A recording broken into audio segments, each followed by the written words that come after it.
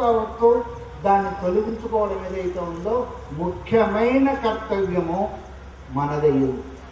అలా కాకుండా పాతగానే ఉంచి పాలు తీసుకొని వేడి చేసినట్టయితే ఏమవుతుందంటే విరిగిపోతాయి, అది భోగ్య వస్తువుగా కూడా మారదు.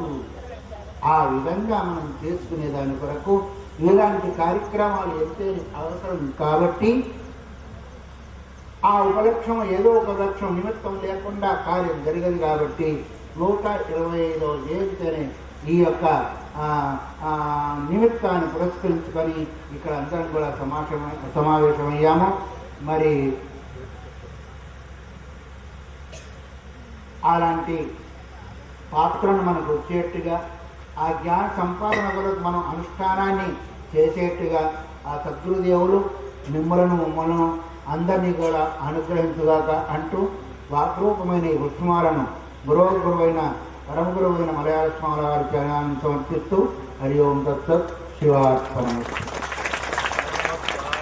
ఇప్పుడు శుభబ్రహ్మాశ్రమ పీఠాధిపతులు పూజ్యులు శ్రీ శ్రీ విద్యాస్వరూపానంద స్వామి వారు మహాసద్గురు శ్రీ మలయాళ స్వామి వారి చిత్రపటాన్ని ఆవిష్కరిస్తారు.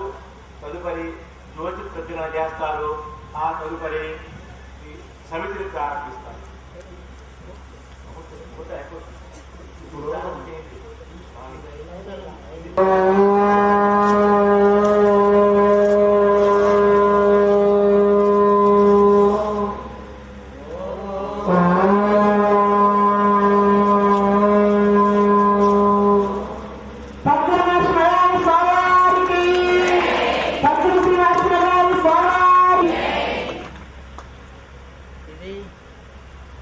సద్గురు స్వామి వారి అసలు ఫోటో అంటే అన్ని కాదంటే అలా కాదు.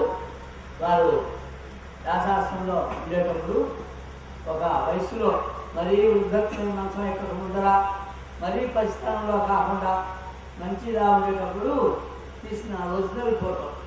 ఆ ఒరిజినల్ ఫోటో ఎవరి దగ్గర లేదు. మా కుయుక్తి స్వామి వారు ఉన్నారే, దండి స్వామి వారు ఎట్లో పెట్టి రహస్యంగా ఆయన తీసుకున్నారు. దీన్ని ఈ మధ్య ఆయన కాపీలు తీశారు. మరి వారి దగ్గర తీసుకుంటున్నారు అమ్మగారు. దీన్ని ఈ సందర్భంలో వీళ్ళందరికీ కూడా తీయించి కాపీలు ఇస్తున్నారు. నేను అది చూసాను. స్వామివారి అసలు విషయమైన ఫోటో కాపీ ఇది. పుస్తకాలు పెట్టుకున్నారు. కాపీలు కావాల్సిన తీసుకోవచ్చు.